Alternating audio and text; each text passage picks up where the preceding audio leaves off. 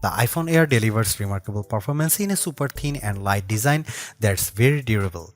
I especially like getting A19 Pro power in something this compact, but you have to make some trade-offs for the steep $1,000 price. You get only a single rear camera, which means no telephoto zoom, ultra-wide or macro shots. And while the Air's battery life is solid, it's a few hours behind the iPhone 17 Pro Max. The iPhone Air represents the first major shakeup to the iPhone family in years. The Air replaces the iPhone 16 Plus in Apple's lineup, but it really stands on its own as a completely new device. In fact, the iPhone Air really feels like a blueprint for the future as Apple nears the 20th anniversary of the original iPhone. Measuring 5.6mm, the iPhone Air is the thinnest phone in the world that's not a foldable, and yet it feels very sturdy thanks to its titanium frame. I have literally tried to bend and break this handset and it stayed intact. The Air doesn't skimp on performance either, packing an A19 Pro chip for playing demanding games and taking advantage of Apple intelligence. So what's the catch with this super slim Air? There's only a single camera, and while the battery life is pretty solid for something this size, you get less endurance versus the iPhone 17 Pro models. But it might still be the best phone for you, depending on what you are looking for. Here is the pros and cons in my full iPhone Air review. The iPhone Air starts at $1,000 for 256GB of storage. That's $100 more than the iPhone 16 Plus, but Apple is betting that you will be willing to pay a premium for a phone that's this slim and portable. There is just one problem. The iPhone 17 Pro starts at $1,099, which is just $100 more for a phone with triple cameras, a bigger battery, and an A19 Pro chip with an extra GPU core and vapor chamber cooling for better sustained performance. So you should really think about whether this stunning design is worth it. The iPhone Air has a release date of September 19. The iPhone Air is so thin and light that you are worried for its safety when you see it from across the room, but you will feel reassured when you put it in your hands. Measuring just 5.64mm thin, the iPhone Air edges out the Samsung Galaxy S25 Edge for the thinnest phone we have tested. The Air is so thin, in fact, that you might forget it's in your front pocket. Well, the whole device isn't this thin. The plateau or camera bump runs across the top of the device and jutes out. At least it doesn't wobble on a table when you press down.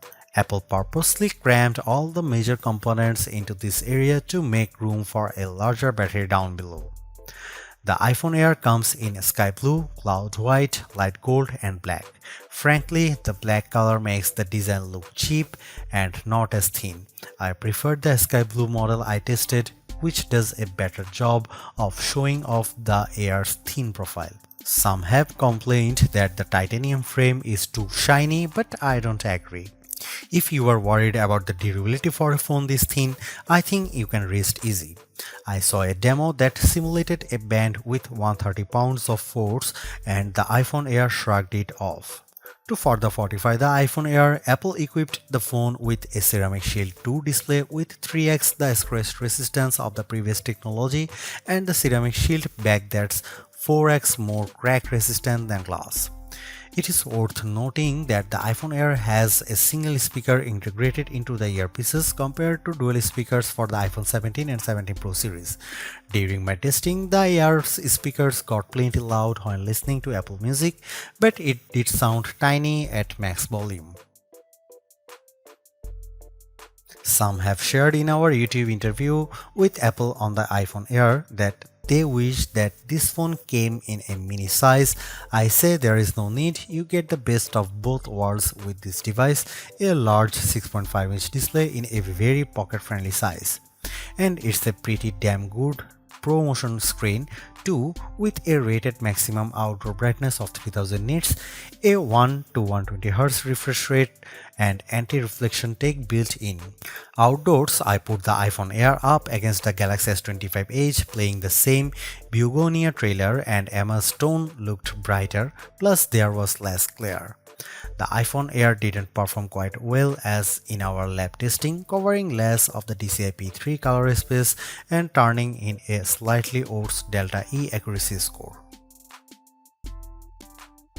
The iPhone Air features a single 48 megapixel fusion camera with 2x optical quality zoom.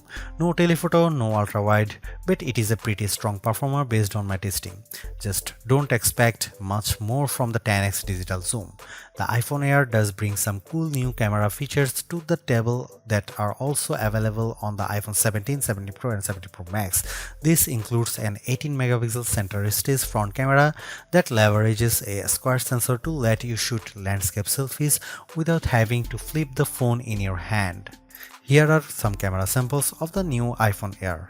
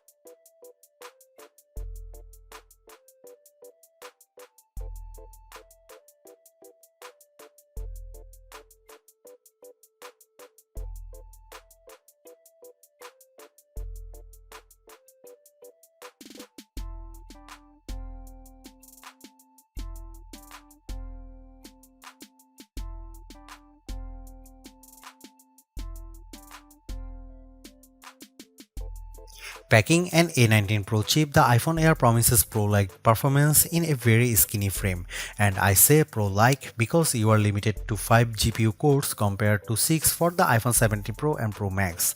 I enjoyed smooth performance when playing Destiny Rising, double jumping and using my grenade launcher on multiple enemies while enjoying crisp graphics. I only noticed a drop frame here and there versus the iPhone 17 Pro Max. Speaking of twice, the iPhone Air having one less GPU core does impact benchmark scores. It reached 29.5 FPS in the demanding 3D Mark Solar Bay Unlimited graphics test compared to 46.6 FPS for the iPhone 17 Pro Max. The Galaxy S25 Edge also turned in a higher frame rate. On Geekbench, which measures overall performance, the iPhone Air beats the Galaxy S25 Edge and it finished our video transcoding test 20 seconds faster. How about sustained performance? To test that, we used the 3D Mark Wildlife Extreme Stress Test, which simulates gaming for about 20 minutes. We ran it once and recorded the result, then did a second run right after that to really stress test these phones. The iPhone Air performed quite well, with stability score that beat the Galaxy S25 Edge by a fair margin in both rounds. More surprisingly, the iPhone Air turned in cooler temperatures than the Pro Max when we measured the back of the phones using the laser thermometer in 5 locations and averaged the result, though the S25 Edge was even cooler. Here's the big questions on everyone's mind. How good or bad is the iPhone Air's battery life? Apple claims all the battery life, but we decided to put that to the test in a couple of ways. First up was our battery test, which surfs the web over 5G at 150 nits of screen brightness. The iPhone Air turned in a decent 12 hours.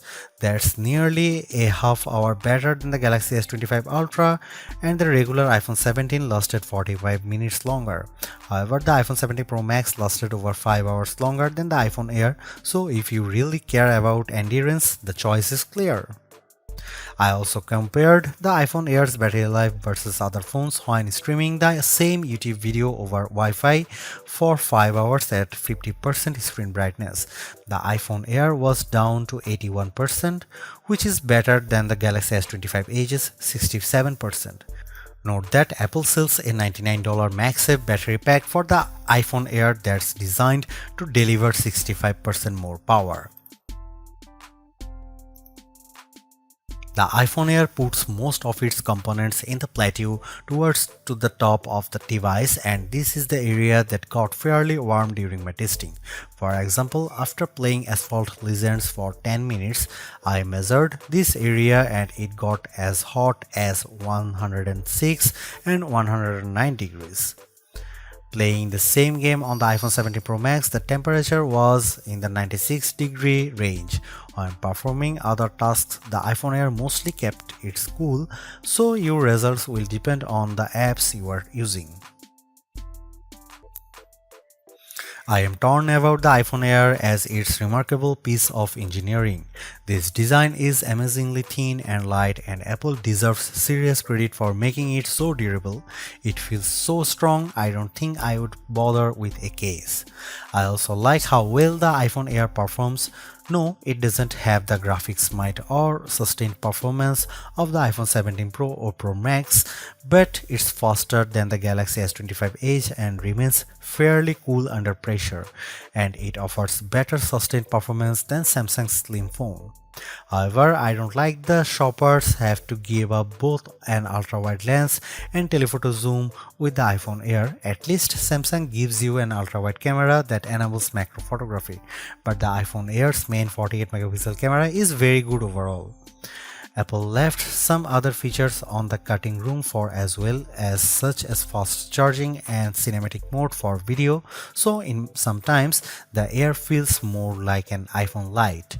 Overall, I think the iPhone Air is worth buying for those who want a super slim phone that's very easy to carry, that doesn't sacrifice too much on performance, but you will have to live with some trade-offs if you want something this compact.